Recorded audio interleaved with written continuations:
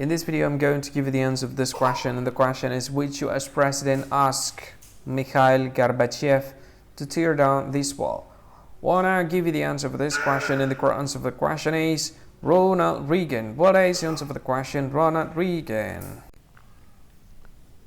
Hi, thank you so much for watching this video. If you find this video is very useful, you can help this channel to grow by subscribing this channel. Please this subscribe button and don't forget to like this video.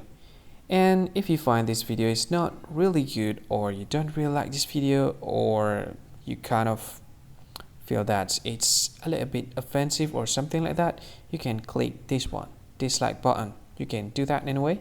And if you want to share this video with your friend, you can share it by clicking this share button, and you can share it to any social media that you wish that is currently available at this time, like Facebook, Twitter, LinkedIn, and many others, right? And if you want to add this video to your playlist, you can click this one. You can watch this video later, and you can find more options by clicking these three dots. And yeah, don't forget to subscribe. I think that's all of it. Thank you so much for watching this video, and see you again in another video. Bye bye. See you again.